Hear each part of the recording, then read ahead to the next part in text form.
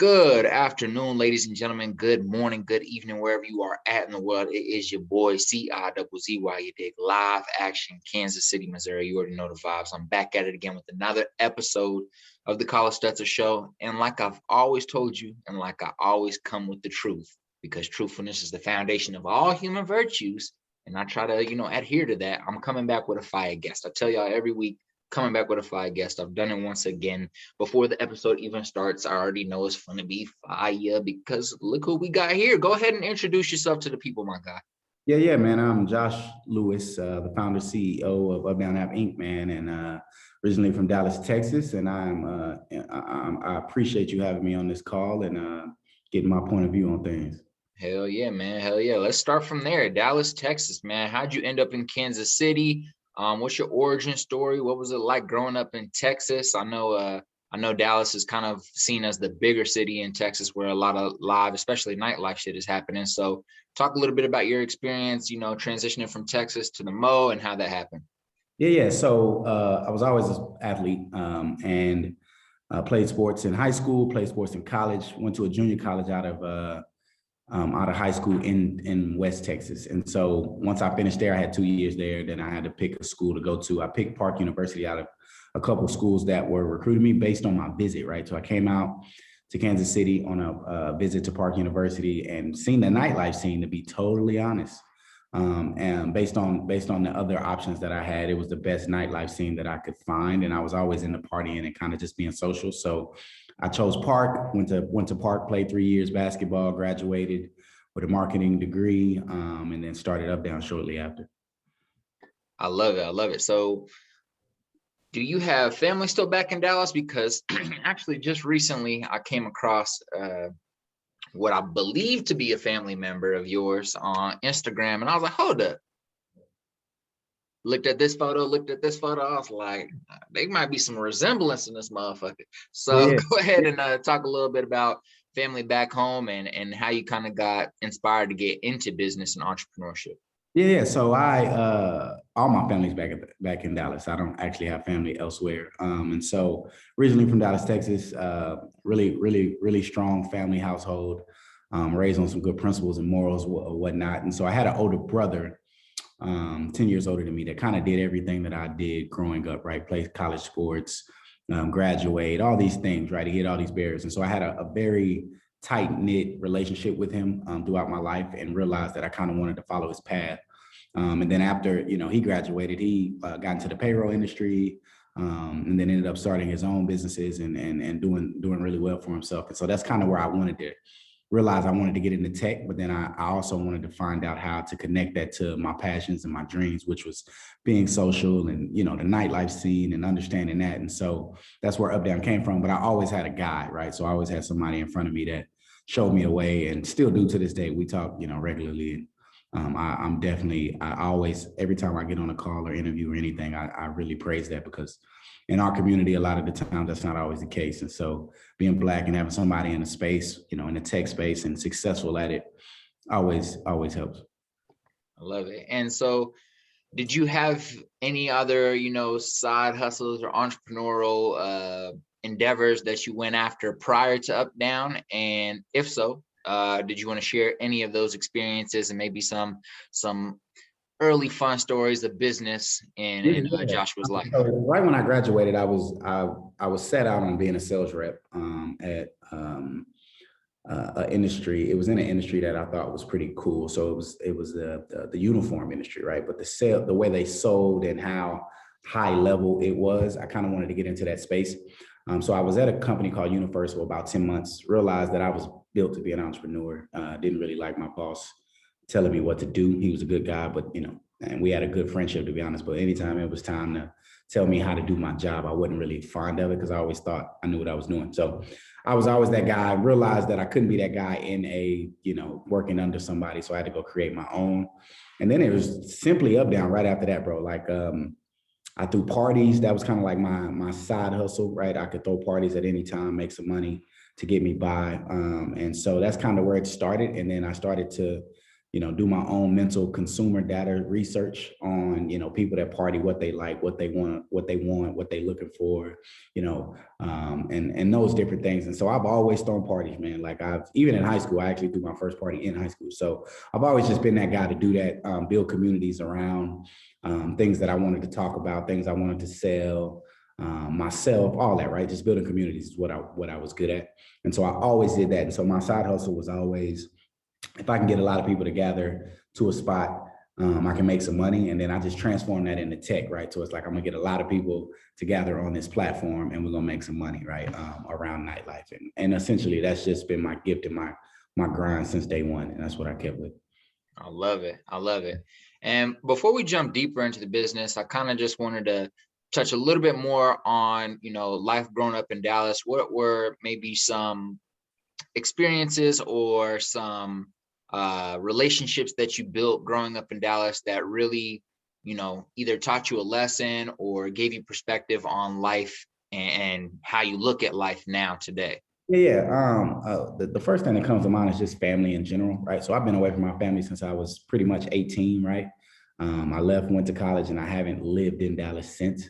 And so what's that? Shoot, that's more than a decade now, right? And so I think for me, growing up, it made me realize how important family is, one, but then how much of an impact that had on my life from a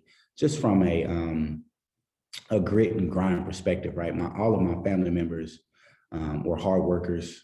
They loved each other, but the hard work piece was really big, right? Like getting through hard times was easy for them. And I say easy, but they made it look easy. And so I think I learned a lot of that from them, right? And so when I think about my Dallas experience, it's what shaped me to be that hard-nosed grit guy that really can get through anything, mentally, physically, emotionally, all these things. And so I think that was when I think about Dallas and what it taught me. Essentially, it's that, like I'm built for whatever. And would you say those same learnings are similar when it comes to sport and what sport taught you growing up? Like you said, you've always been a competitive athlete. You ended up going to play college ball. You played a little bit in JUCO, which can be, tough and challenging for some or fun for others, who knows? Right, right. And then, came out here to Kansas City, left home, left the state you grew up in to come play a sport that you loved. So maybe talk a little bit about, basketball and how that had a positive influence on your life or a negative influence, and, some principles you learned from that. Yeah, I mean, basketball, the team sport in basketball gives you that the character piece and learning how to work with others and understanding your role. And so as I'm building a team now, right, a lot of those factors play into that, right? And then I was always the point guard, luckily, so I was the leader of the team most of the time, well, all the time actually. And so I understood how to lead, right? And so all of that stuff kind of transitioned into it. But honestly, man, if I'm being honest, like, if I could do it over, like, I don't know if I would actually play, to be totally honest. Like I would probably start the business side of things a lot earlier. I really enjoyed this a lot more than basketball. And I didn't know that until I started doing it. Growing up, you think basketball is like life. It's like if I don't hoop, then what else is it, right? And if I'd have known there was like a whole nother life for me that I would enjoy this much, I probably would have skipped out on the b-ball. And not to say that b-ball didn't teach me things, but I would have started learning from experience when it came to business. And I like that perspective because it kind of matches up with, the focus of the podcast. Growing up as a Black or brown kid in America, it kind of feels like, I don't know if you have the same experience. It sounds kind of like it is, it feels like the only two options you have are to be a rapper or to be an athlete. And, when you don't have any other, fortunately now we have it, but when we don't have any other, I guess, signs of success outside of those industries, on TV or in our own family households, it kind of leaves, the opportunities like, all right, all I see on TV is Black basketball players and Black, performing artists, and I'm shitty at rap and I'm shitty at sports. So what the fuck am I supposed to do with my life, Yeah. And kind of trying to, the focus here, especially for having you on and all the other guests I've had on, is to really just inspire the young folks that end up listening to this. And, some of them may not be young. They might still be in that mindset at 35. Yeah. And, really trying to educate them, inform them that there's other opportunities. And the best way to develop faith is to see someone already doing something. You know what I'm saying? So no, that's a big part of my mission and my goals is to kind of break down those barriers for Blacks. right? Being able to show them that they can build the next big thing, right? And you don't have to know it right away. You can go learn it, right? And that's kind of big. It's like, we don't get taught a lot of those things because our family members didn't know. But we can go learn it, right? And we have the audacity, the tenacious to actually go figure things out better than others, right? We're a lot more creative, a lot more resourceful, right? And we're able to because of our past, we're able to like really flip the narrative on a lot of different things. And that's power, right? That's a lot of power, and it's Black power, right? Essentially. And so I think that's a big part of my mission. If you pay attention to my socials, my life in general, that's what I talk about, is like, using our disadvantages to an advantage, right? And so I think getting Blacks to understand that, like you said, we don't have to play sports or rap just to make it. We could go build the next big things around the world. I think is essentially the goal, especially knowing that we are the ones that control the culture when it comes to all of this stuff anyway. And understanding our value when it comes to that, and et cetera, et cetera. I think it's just it's a prominent thing for me. I love it. And you just said the word culture, and that's kind of the next thing I wanted to ask you about. You're always talking about pushing the importance of culture. Can you kind of talk about what culture means to you, and then talk about, how you're building culture, not only within your business, but how you're utilizing it and leveraging it to build the brand and build the business of Up Down? Yeah. So like culture in general is it's everything to me. It's a top priority. Within our business, it's funny you said it. Like as we speak, we're building a department for that, like essentially for that, right? And so it's that important to me because it controls everything, right? Culture controls emotions, feelings. It controls the narrative. Like culture kind of covers it all. And so when I say Black people lead that, it's essentially the thing, right? Right. When you talk music, when you talk sports, when you talk business, when you talk, fashion, we are the ones really controlling that narrative and making people feel a certain way or whatever the case may be. And so it's just big. But then within my business, I think, with it being nightlife related, right? Everything that I just said is a part of that, right? Tech, music, fashion, right? And so Black people run that, but we don't get the recognition we deserve when it comes to that, right? And that's because nobody's been audacious enough to like go build things around it, right? So the POS systems that are in the clubs, the besides the liquor, we don't really own nothing in the club, right? And then the music, right? But there's so many other tech elements to the club that make the club work that Black people can get their hands on, and that's what I'm deciding to do when it comes to that the nightlife community. And that's how I think culture, contradicts all of that, or not even contradicts, but predicts all of that. I love it. And like you just said, it kind of forces one to think about how everything in culture and everything that is popping or is dope kind of reveals itself in the club, if you think about it, especially in the past, especially.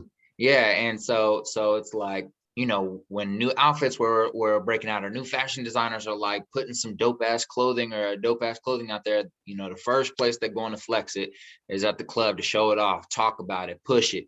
Oh, you got some new music, you're going to push it there. The new music is telling you what's going on in the streets and what's going on in the community. So It's like everything is in that world. And with all of those aspects, if it doesn't pop in the club, 9 times out of 10, it ain't getting no love.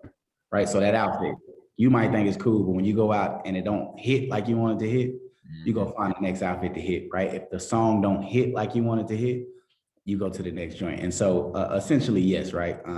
There's so many elements to nightlife that control the world. And I think nightlife is the piece that, one, Blacks need to get their hands on, but two, the world needs to understand it's very valuable to everything else. Being social in general. Hell yeah. And so when you're meeting with people for the first time and they're like, what do you do? What do you say? What's like your elevator pitch for Up Down and your position and your role within your company? Yeah. So I'm the founder CEO of Up Down App Inc. It's the social media for nightlife, right? So when you talk about Instagram, Facebook, Twitter, LinkedIn, we are that for the nightlife community. That's literally the elevator pitch right there. I love it. I love it. And so, I know you said you went to school at Park and you finished and you jumped basically right into Up Down, but why not take that to Dallas? I mean, I think one would think, Dallas is equal to the amount of, largeness or diversity of a city as Kansas City. And some might argue that it's even larger. So What was kind of your thought process? It's definitely larger. And there's two things to that. One component is while I was in college, I partied a lot. So I've had already built a community around what I was doing in college, right? So when I graduated, it was a lot easier to navigate and go get the information, the surveys, the people to figure out the problem. One, and then two, when you're building something like I'm building, it's always like, even if you think of Facebook, they really started with a really small sector of like people. Like it was like, you had to be Ivy League just to be on Facebook, right? So they really started small and then it grew to big, right? And so I realized that Kansas City was a small niche market that I could really get my hands on, but be interactive with the people. Because essentially, if I'm building a B2C user-driven app, I need to know what people want. And I was able to contact and talk to these people, from bar owners to the partiers themselves, even the liquor brands. I was able to kind of move into those circles and essentially get the information I needed to build the bigger product. In Dallas, it's a lot bigger, so it's going to be a lot harder to do that. And I knew that. So I stayed here and made sure that I got the information and data I needed to get to this point. I love it. I love it. And, building a social media app that's kind of centered around nightlife and, in-person entertainment, I assume is pretty challenging during a pandemic. So can you kind of talk about, how you worked through the past 2.5 years, and really still today? I know things have pretty much opened up, but I know there's still some challenges. So can you talk about your mental framework or your mental approach to that whole shit show the past 2.5 years? When it first hit, it hit hard. I was essentially, I'm the kind of guy that when situations like that happen, I'm able to, most of the time, 98% of the time, able to flip it into a positive, right? And so when it happened, I was like, okay, cool. This gives us time we hadn't launched the product yet. So I'm like, this gives us time to get everybody at home and really go figure out what the product needs to look like. But then essentially with that, it was like, okay, as time went on, I was like, oh, I'm realizing that people are going through depression. They are, having anxiety problems. It's a big thing around people not being able to go out. And so what that told me was what I was building was spectacular, right? And it was essential to the world, because when they can't do what I'm building, they struggle. And so I used that to my advantage when I went to go raise money, when I went to, pitch to figure out who was going to build the product, all these things, right? And so every little piece that was the negative, I just flipped it to the positive. And that's what I'm known to do, right? At any given time, something that could be bad, feel bad, seem bad, I know how to flip it and make it a positive, just because that's how I was raised and how I was built. I love it. I love it. And I kind of wanted to ask, like, do you have like a specific, obviously the niche market you're working in is, nightclub, nightlife, in-person entertainment. But do you have like specific demographics that you're targeting, like specific types of clubs? Or I don't know if that question is direct enough, but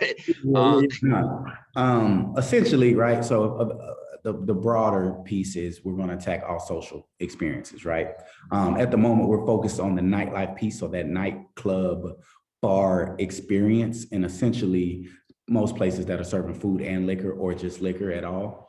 But the liquor piece is what's connecting everything, right? And so we're kind of sticking with that. But outside of that, man, obviously the culture drive. So, we're 35% Black as we speak. We got 10,000 users, but 35% of those are Black already. And so naturally, with us pushing the culture piece, our target demographic is that multicultural side of things, right?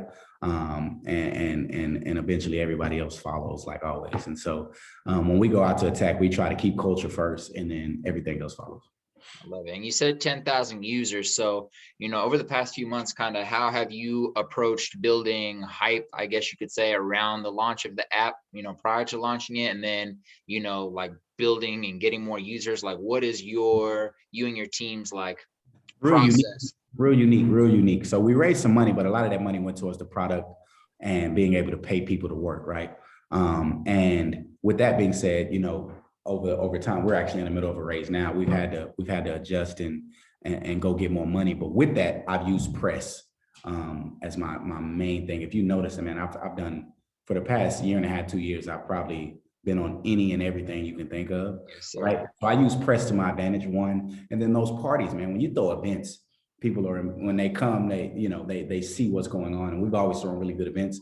But that press piece, man, we flip press to be this thing that is really essential to our go-to-market, right? And we'll always be that, right? So when we go to other cities, other states, it's going to be those same things. We're going to hook up with those blogs, We're going to hook up with the news stations and really use that to our advantage, because people pay attention to those things, right? When someone else is telling your story and not you, that's when people listen. And so I've always been that way. And essentially, that's how we've gotten to that 10,000, I believe, is the press.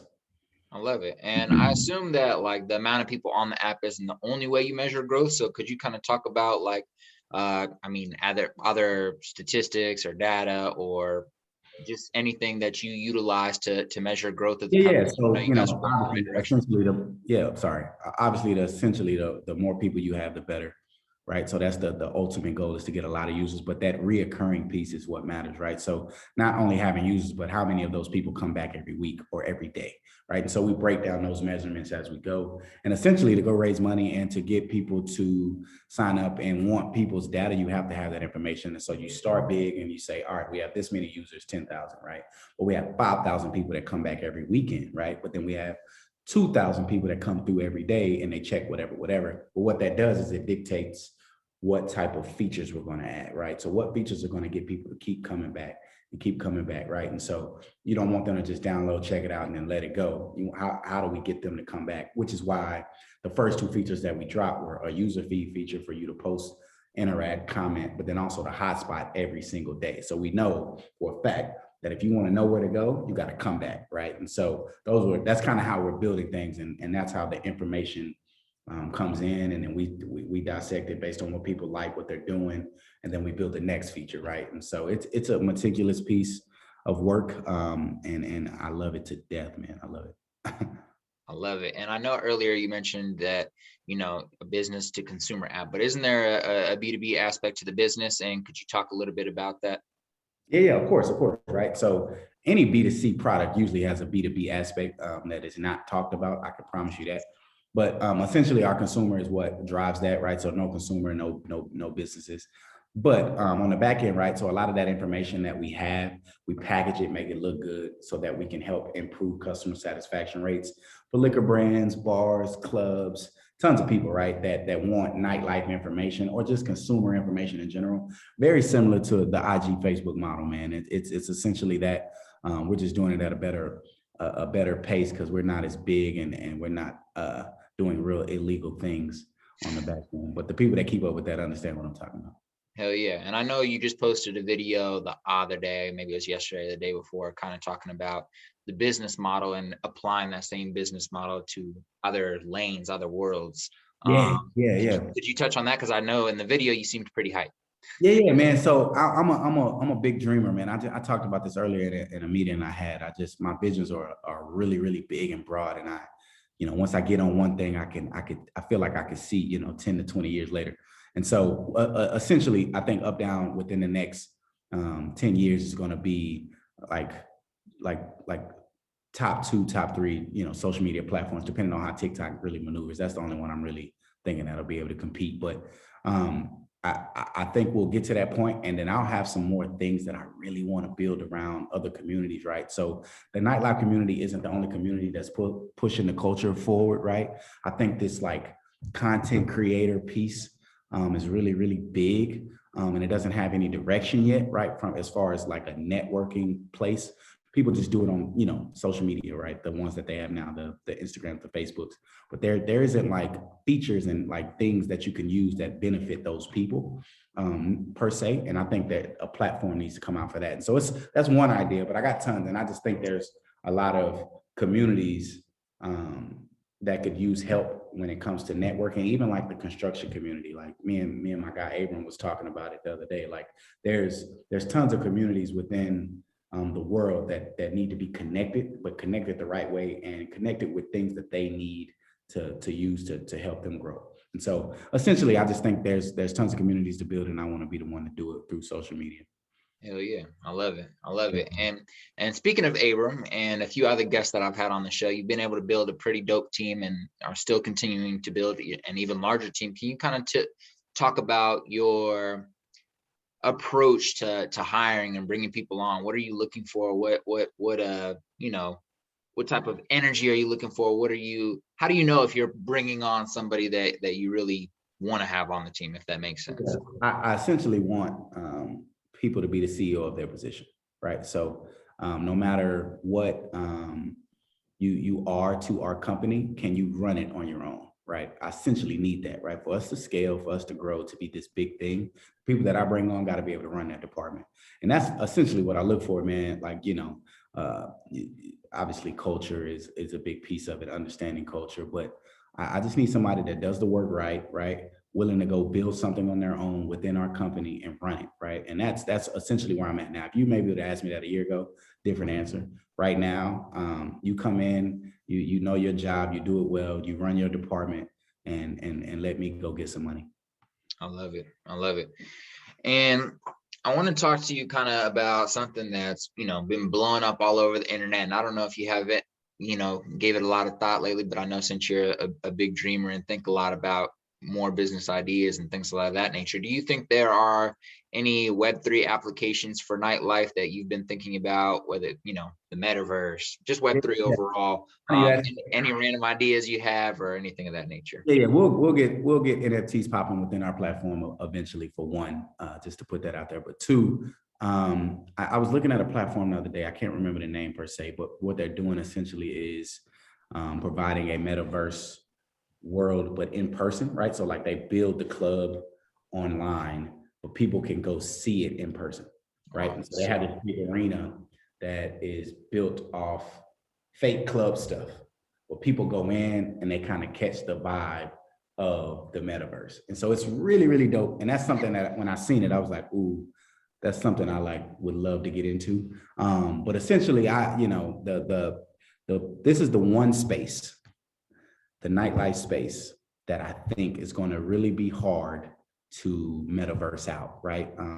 I need to see the woman I want to see at the club. I need to see the guy I want to see at the club. I need to actually drink the drink to feel the buzz, right? And so things like that, I think, are really hard to navigate.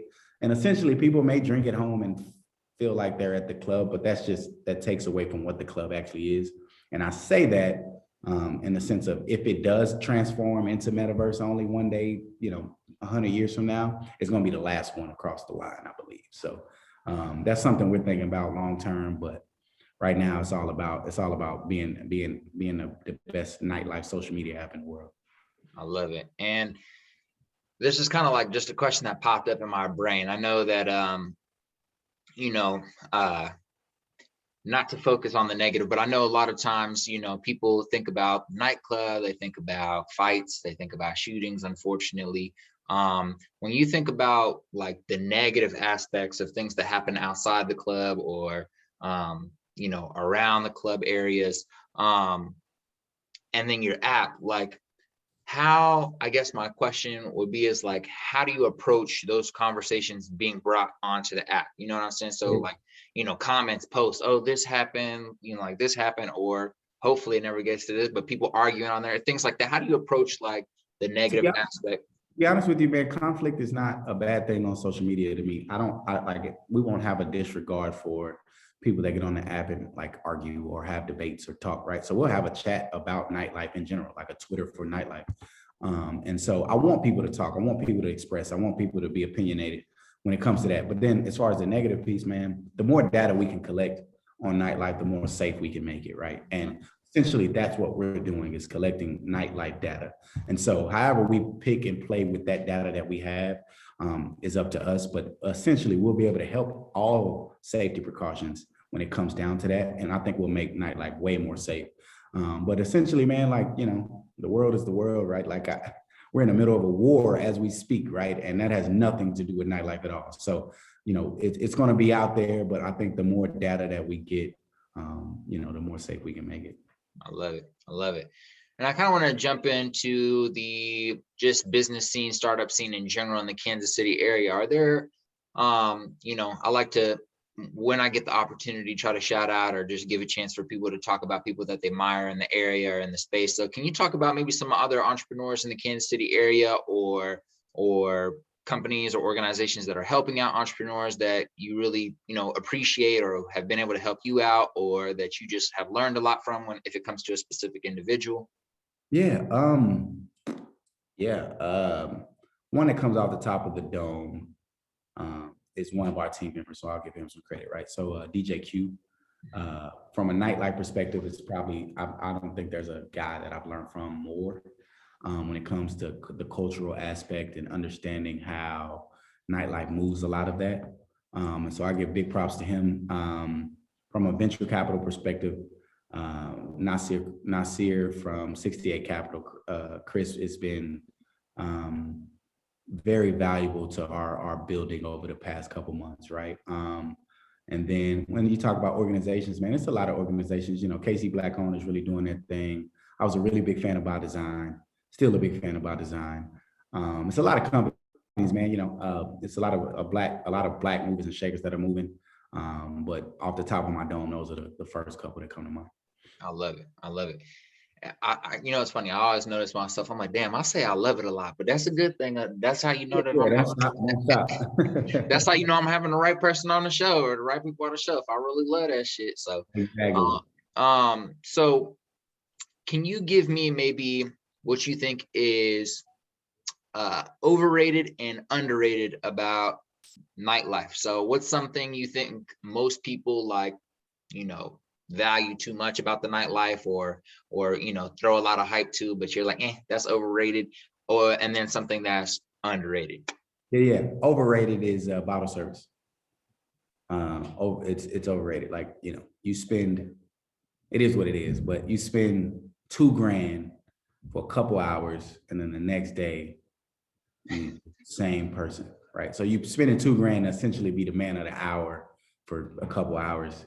I think that's overrated, right? Like the guys or the girls that buy bottles, a lot of the times it's just for the flash, and the flash don't last long. So overrated is that. Underrated, essentially like that peer-to-peer experience. I don't think people understand the networking piece of it. When you talk about nightlife, people think, oh, you go out party, get drunk. It's like you meet some of my network is huge when it comes to, I'll put it like that. My network is huge. And essentially my network is 90% from nightlife, right? And so a lot of the times people think about nightlife in this negative connotation way, but it's like, it's really how you network, man. You don't have to go out till 3 a.m. to meet people. You can go from a happy hour from 7 to 11, right? There's tons of different things and different people that go out, have drinks, have food. And I think people don't talk about the networking aspect of nightlife enough. And that would be the underrated piece.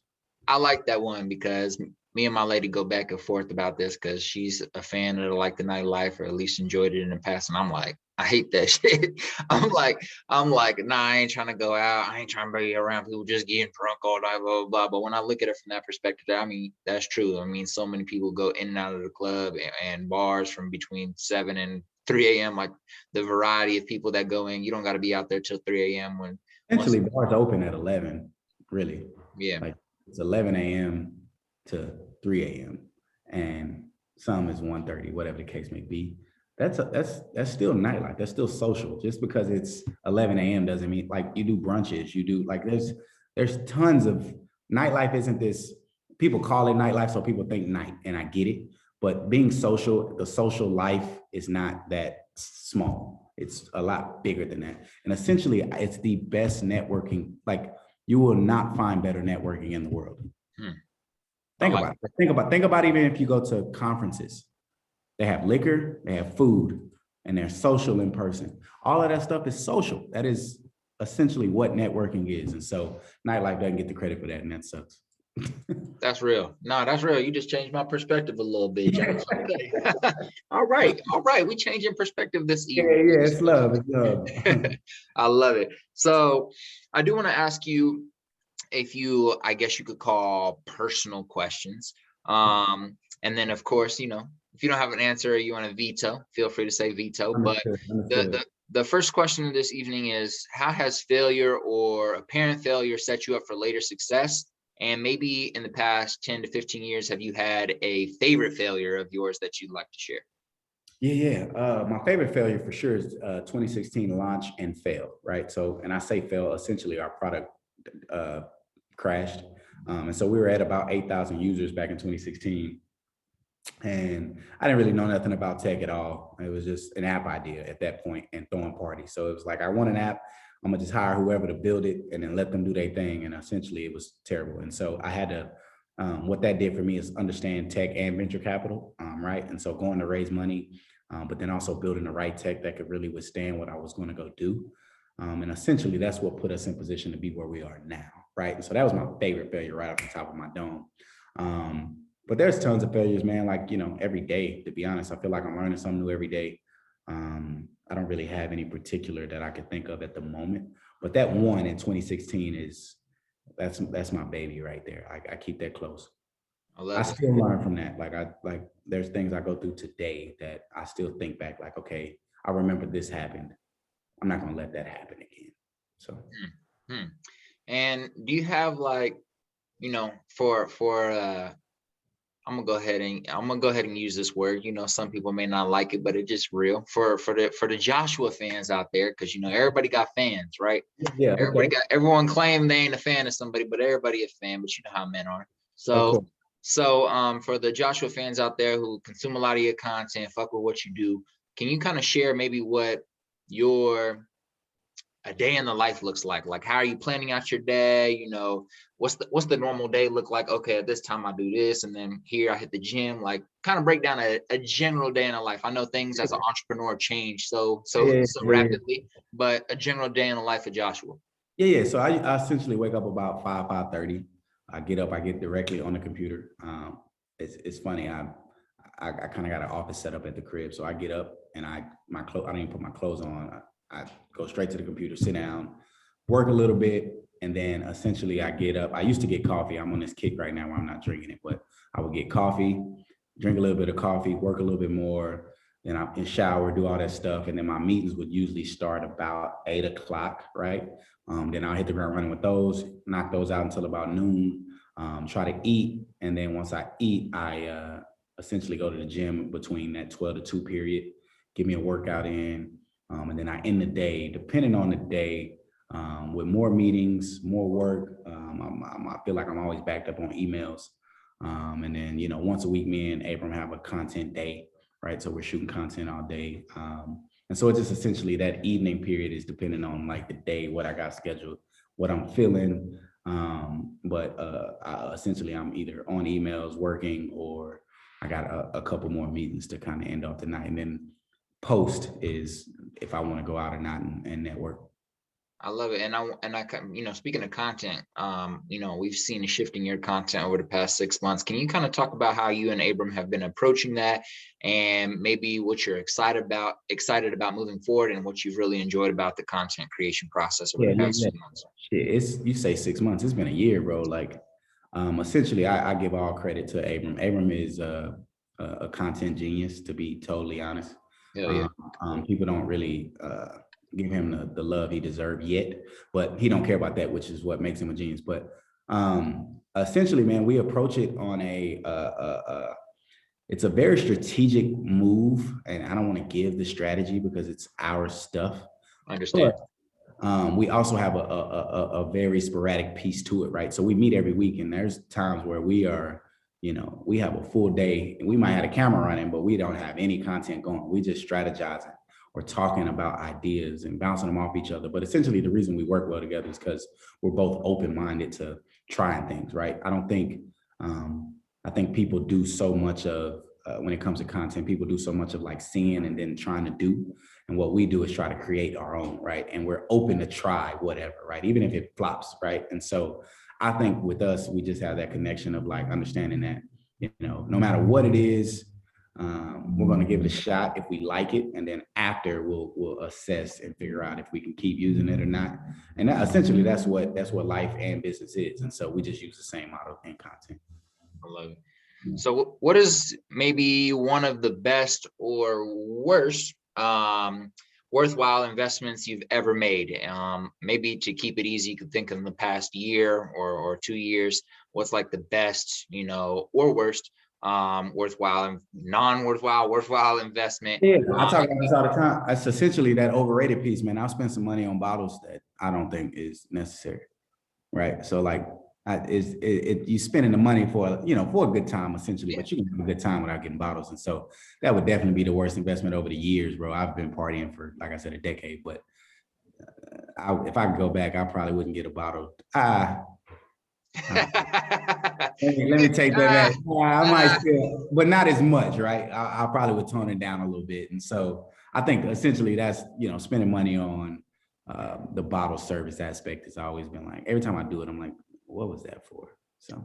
And best investment you've ever made that you can think of, whether it's money, time, or energy. As a best investment would probably be, and it's hard to explain how this is, but from a making a conscious effort to like enlighten everybody around me often, right? Like I feel like I'm always trying to teach. And that's like a more of a time, I guess, investment. But that kind of investment, I think, is the best investment I've made because I've seen people around me grow, and it's nothing like that, right? From obviously from family, my kids, all the way down to everybody on my team. I try to pour a lot into them. And essentially, I've seen everybody grow. Like in there, as I continue to grow, they're growing with me. And that's essentially like the best feeling in the world. And you mentioned fatherhood shortly. Could you talk about maybe some of the beauties of mixing fatherhood and entrepreneurship together? I'm sure there's a lot of challenges, but just maybe some insights you've had that really like made you feel grateful. Yeah, the big thing for me is just like my kids seeing how hard I work and being able to understand that they could do the same, right? So everything I achieve is about showing them and making them feel like they can accomplish those same things. And essentially, that's what it is, right? I have an 8-year-old and I have a 2-year-old, and so they're young and they're at a point where even my 2-year-old, like a couple of days ago, asked me. I was like, all right, I'm out. He was like, you going to work? Because he knows, he gets it, right? And so that aspect, understanding that they can grind and go get it for themselves. And I think for me, that's the part that always hits me hard. It's like, that's where that mix comes in. It's like, I'm working, but it's cool to see that my youngins see it and they love it and want to know about it and understand it. And essentially be the next me. I love it. And I got 2 more questions for you, then I'll let you slide, my guy. So, in the last, 3 to 5 years, has there been a new belief or behavior or habit that you've developed or redeveloped that has like really improved your life? Improved? The thought that I had, and essentially I think it has, wine. So I started drinking wine about 3 years ago. I was a big, heavy like liquor drinker. And then some of my team, Kenzie and Kirby, who are on our team, they're big on wine. And essentially they were like, not only is it a lot healthier than whiskey or the liquors that you drink, the buzz, and it helps you. You can still like work and operate and feel good the next day. And so essentially it might be weird to hear, but that's one thing that I think I was just talking about this actually. I've learned to do that I think is very valuable to like my vibe, because like I'm big on like my best creations and ideas come from like my vibe, like how I'm feeling at the moment, and wine enhances that. And so I think some of my best ideas that I've had over the years have come from when I've been late at night drinking wine, chilling, and on a computer. And it may, like I said, it may seem weird to most, but that's something for me that I think has really enhanced what I do. I love that. Makes me think of I had Adam Vinos on the show, head of diversity and inclusion over at Barkley. And I know he was, I don't know if it's him and friends or if he's just, but either way, they're working on some type of like canned wine or something, Kansas City wine. Anyways, I've been telling him I'm gonna try. I ain't never drank in my life, so I'm like, all right, if I'm gonna drink, if I'm gonna drink, it's gonna have to be something just like crazy fuego. Like it has to be a perfect experience. Like wine to be where to go for sure. Man, I just got to do it on like some vineyards or some shit. So my final question for you today, well, kind of final question is, you're in business, you're in entrepreneurship, but like, what's the end goal? Like how do you look at like, finance, wealth, growing? Like, are you like, I'm gonna take all my money from the business and put it in real estate? Oh, I'm gonna take all my money and enjoy it. I'm gonna take all my money and invest it here. Like, how do you think about investing, wealth, and like future when you're like 60 something? Yeah, when I'm 60 something, man, it's it's really gonna be about my kids, bro. It's hard to say from a business perspective because I'll still be working really hard at that time, I believe. Somebody asked me about retirement the other day and what does it look like, and I'm like, I don't really think I will, because I on a day, and it sounds cliche, but I do what I love, right? And so whether it's toning down on a day-to-day basis or not, is whatever. But I don't see myself necessarily retiring, man. Like I'm gonna always be working to give back to my kids, to people around me, and I think that's work as well, and that's a part of what I do on a day-to-day. So as far as the work side, I don't see that really slowing down as much. I'll find ways to be productive always, but essentially, bro, my kids being able to success for me on that side is being able to like get and have what they want, right? And understand life on the levels that I've gotten to understand it, right? And so that's success for me. Going to get the bag is always big, but it's essentially so my kids don't have to do what I had to do to go get it. I love it. I love it. All right. Now, the true final question of the day. It's your last day on earth. You're 155 years old. You've lived as long as you want to live. You feel good. You feel great. You've achieved everything you wanted to achieve. Your kids, grandkids, everybody's thriving. But your great-great-grandkids are sitting at your feet, and it's the last thing that you get to leave them with. And they ask you, all your books, everything you've ever written, once you pass away is going to be erased. This is the last thing they're going to remember you for. So take this with the grain, with some heart. They ask you, great-great-grandpa, give me one piece of advice on how to live a good life. What are you going to tell them? Always keep going. Always keep going. I like that. Yeah, no matter what happens, always keep going.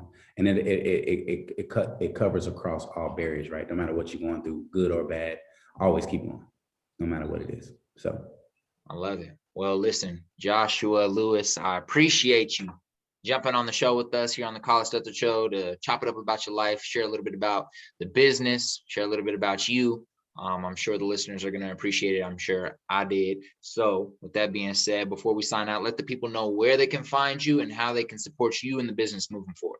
Yeah, download the app, man, in the App Store, Up Down App Inc. You can find me, Joshua I. Lewis, on all platforms.